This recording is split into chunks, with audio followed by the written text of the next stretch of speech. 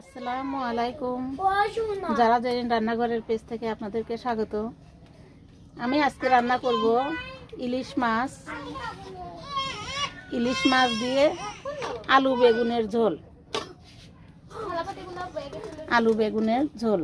আমি তরকারিটা একটু বড় করে কেটেছি, মানে টুকরোগুলো একটু বড় করেছি, খেতে ভালো লাগে সিদ্ধ হলে সুন্দর করে। আর এখানে আমি মশলাগুলো একবারে রেডিমেড করে তুলে নিয়েছি।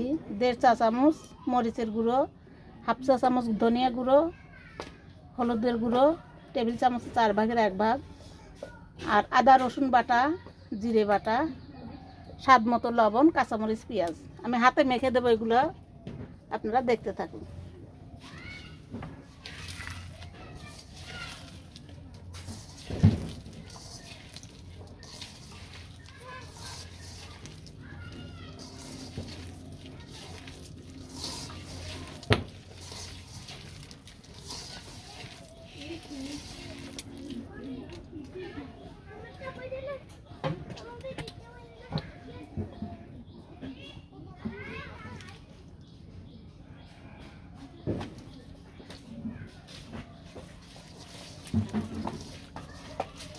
তেল দিয়ে মশলাটা মাখানো হলে কত সুন্দর একটা কালার চলে আসে। আর দেখেন মাখানো মশলাগুলো কত সুন্দর, দেখেই মনে হয় অনেক সুস্বাদু।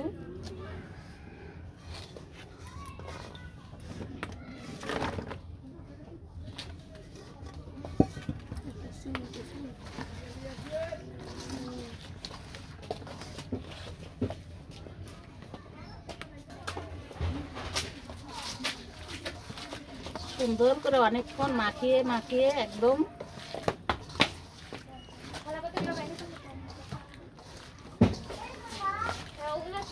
ঘুরিয়ে মাখতে হবে। তরকারিটা মাখানো সুন্দর হলে তরকারি এমনিতে খুব স্বাদ হয়।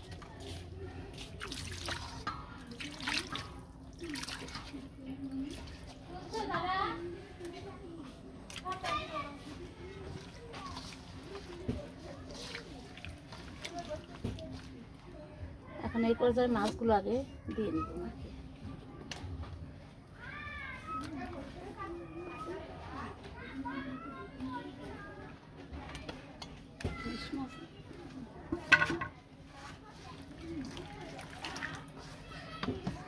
ইলিশ মাছের কাঁটা একটু বেশি, যে মাছের কাঁটা বেশি ওই মাছ খেতেও সুস্বাদু হয়।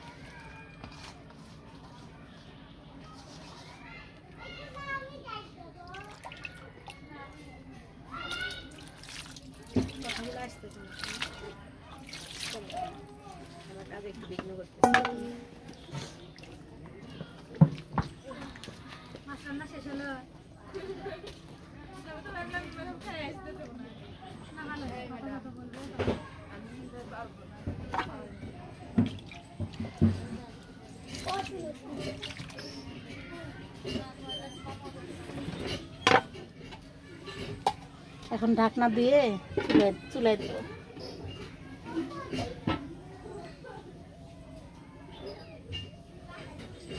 খড়ি চুলায় রান্না করলে অনেক তরকারির মান স্বাদ দুটাই ভালো হয়।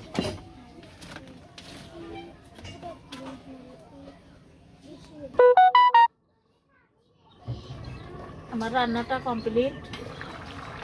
তরকারি দেখতে কত সুন্দর, ঝোলটা মাখো ঝোল আছে।